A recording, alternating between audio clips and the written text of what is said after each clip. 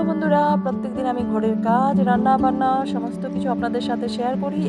আর আজকের ভিডিওতে শেয়ার করবো একটু অন্যরকমভাবে। ভিডিওটা ছিল কালকে সকালবেলা আমি প্রতিদিনের মতোই রান্না বান্না করেছি, বাচ্চাদের খাবার দাবার সব কিছু রেডি করে দিয়ে আমি বেরিয়ে পড়েছি এয়ারপোর্টে যাওয়ার পরে প্রচুর জ্যাম ছিল, রাস্তা দিয়ে খুব টেনশন হচ্ছিল। আমার যেন শ্বাস বন্ধ হয়ে আসছিল, বাবা ফ্লাইটের ব্যাপার তো ওই জন্য। যাই হোক, একটা সময় যখন এয়ারপোর্ট এরিয়াতে ঢুকেছি, মনে যেন একটা শ্বাস নিতে পেরেছি। ততক্ষণে আপনাদেরকে একটু কলকাতা এয়ারপোর্টের বাইরের সাইডটা দেখিয়ে দিচ্ছি। খুব সুন্দর ভিউ কলকাতা এয়ারপোর্টের বাইরের ভিউটা। তো আমি একদম এয়ারপোর্টের মধ্যে পৌঁছে গেছি। পৌঁছে না আমার 10টার উপরে বেজে গেছিলো, 11টা 45-এ আমার ফ্লাইট ছিল। আর 10টা প্লাস হয়ে গেছে। ভিডিও করতে সমস্ত কিছু তাড়াহুড়ো করে হয়েছে, কোনো কিছুতেই আর টাইম পাইনি, ভিডিও করতে পারিনি।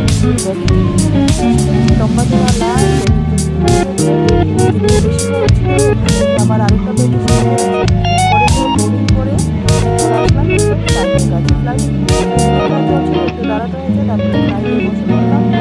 এরপরে গিয়ে ফ্লাইটে গিয়ে বসে আমার সিট পড়েছিল, ভিতরে বাইরের দিকটা ঠিকঠাক করে নিতে পারিনি, যদিও নিতে পারতাম, এত আলো ছিল ঠিকঠাক করে ভিডিওগুলো আসছিল না, তাই আর নেইনি।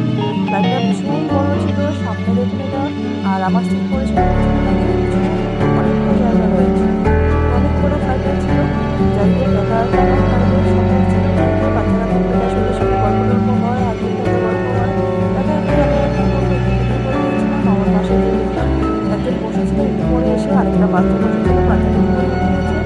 আর ভদ্রলোক ছিলেন, উনিও দেখছিল যে দেখতে দেখতে কি আছে, আমার ভিডিও করার কাজ আমি ভিডিও করে যাচ্ছি।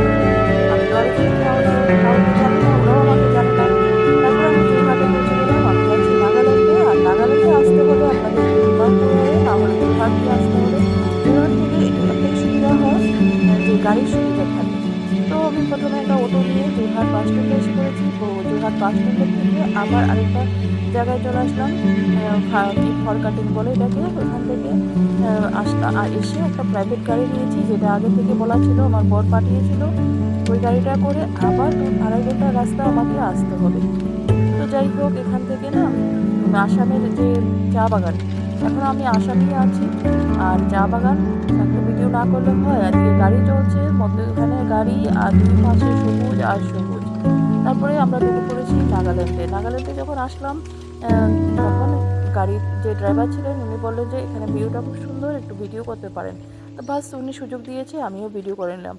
রাত হয়ে গেছে, আমি খুব টায়ার্ড হয়ে পড়েছি, আর ভিডিওটা এখানেই শেষ করলাম।